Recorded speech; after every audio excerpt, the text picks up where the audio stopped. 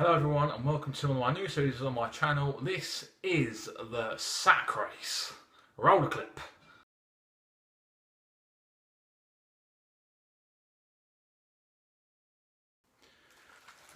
Right, so this is obviously something new on my channel, which is obviously going to be about the managerial sackings happening throughout the season, throughout all three divisions in the EFL, where we look at them each individually and we highlight where they went wrong, where we think they could have improved, and where they leave their current team, and who we think is in pole position to take their current managerial vacancy at that certain club. So obviously there was three big managerial departures across across two EFL divisions. Most notably being Harry Redknapp. He officially parted company with Birmingham after 6 straight defeats in all competitions, and obviously left them 23rd in the championship table after a 3-1 defeat in which they really capitulated in the second half against a very solid Preston outfit. And considering Birmingham brought in 14 new players this season, it was all obviously going to take time. It was never going to be something that was going to happen overnight at Birmingham. Obviously, Gianfranco Zola got sacked, and Redknapp's really come in and put his stamp on his new team. He spent a lot of money on certain individuals. Spent, I think, £6 million on Yotta, and then 2.5 on Maxim Collan, as well as £2 million on Harley Dean on deadline day. All three of them were Brentford players, as well as Barnsley captain Mark Roberts coming in. So it's obviously, as well, also David Stockdale as well. So it's obviously going to be a fairly young, new group who needed time to develop as a team. And I can't really see or understand why the board decided to get rid of him, considering when Gianfranco Zola got sacked, they looked at him and they must have offered him quite a lot of money to keep him in the Championship. And obviously he did that, and he done well to keep him in the Championship after inheriting a team with little confidence. As he said in this match conference after Saturday's game, he's got a team here probably used to losing matches. He said they're used to probably losing about 30 matches a season, and only used to winning about 3 or 4. So it's obviously going to take plenty. It was obviously going to take time to try and change that mentality, and it's scary really how a board can suddenly panic about a manager they were so keen to bring in to keep him up, and they gave him a lot of backing as well. And they have had some crucial injuries as well. Che Adams done his hamstring, Yotta's done his hamstring. Obviously, Jason Lowe's gone off injured on Saturday with an injury as well. So they've had 3 big injuries there to 3 crucial players who are going to be fundamental parts of the group going forward. And I just don't really understand why they got rid of Redknapp. I think he's a good manager. He knows the division well. He knows the transfer market in this division well. He knew to bring in. He brought in some good players as well. So as I said before, it was going to take time. And obviously, this is a results-based. A results-based situation, and when managers don't get results, obviously, then the hierarchy above start to worry. You have people in their ears saying, "Get him out, get the manager out, bring this person in. He's obviously better." And I honestly don't think that the players were playing for him. Many Birmingham fans also said they looked like a group who hadn't played with each other before. And obviously, with 14 new faces, that's always going to be the case. So it's quickly running through some of the stats. Obviously, they've only picked up 4 points from their first 8 fixtures. That's not great, really, considering they've had look at the teams they played. They should have really picked up points by now. I mean, 4 points from 8 fixtures. And also, when you have injuries, it's hard to pick a continuous same 11 who can get used to playing with each other. You're constantly chopping and changing. It doesn't do any good for keep the team going. Obviously, week in, week out, if you're chopping and changing, there's going to be new players coming in. It's not the same. So it's obviously going to be a problem, and that'll also affect the team gelling on and off the pitch as well.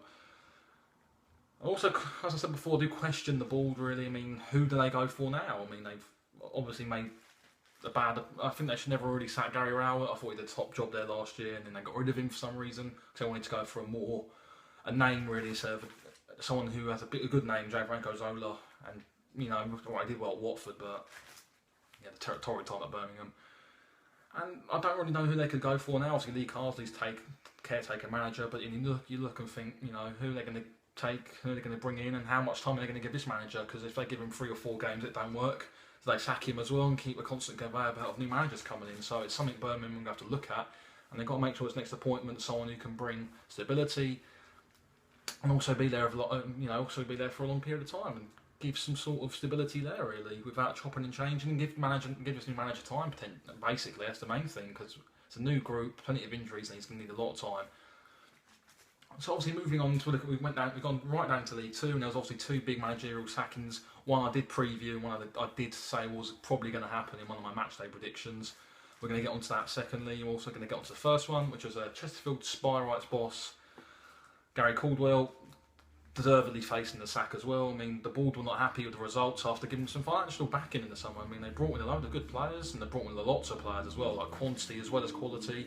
So again, it's another scenario of a new group. I mean, what can they? They've obviously had a better time to gel. I don't think they've had many injuries. So they've had time to get on the pitch together as a group, keep a consistent 11 as well, and then he's had a chance to also look at that 11 and think where he can add extra players as well.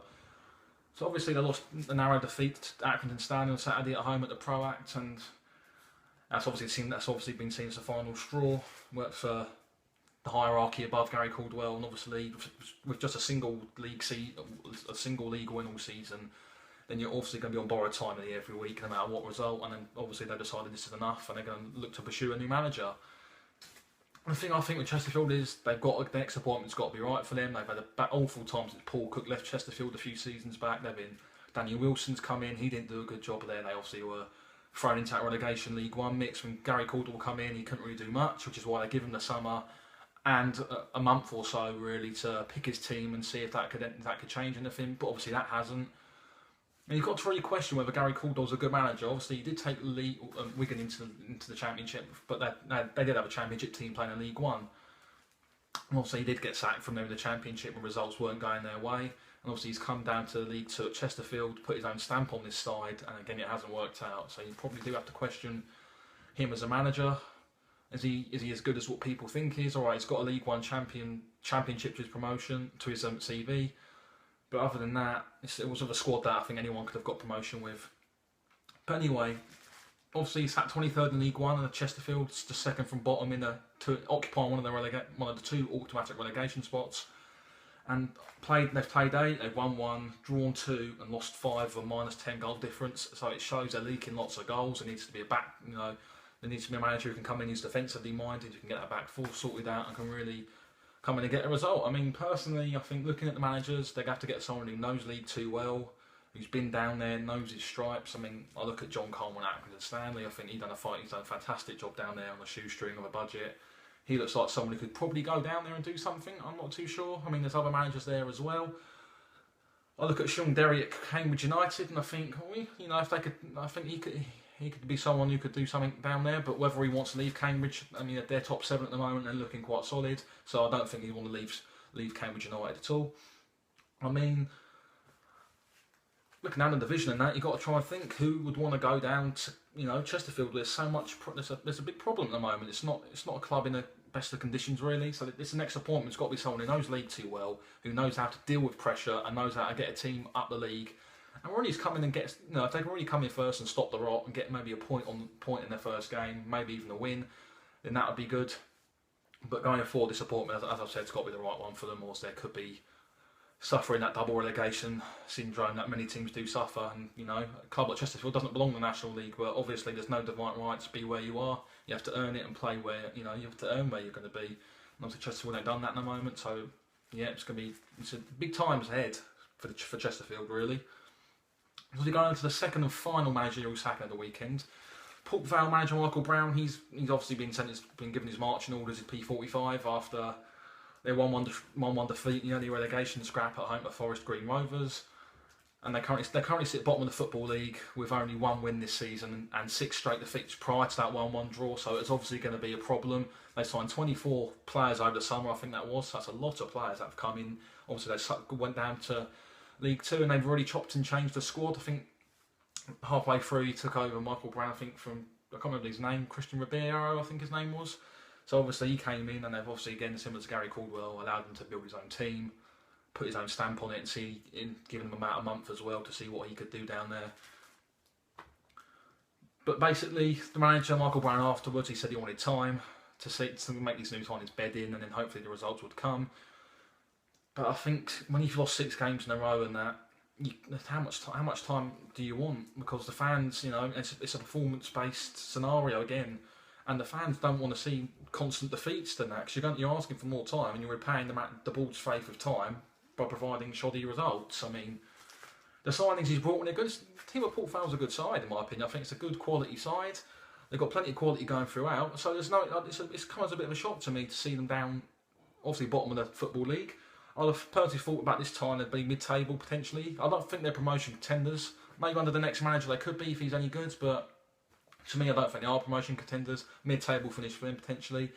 But I just don't understand where it's gone wrong. They've got a good group of players. Some who've played in the high level. They've got some good youth and experience down there as well. It's a good blend.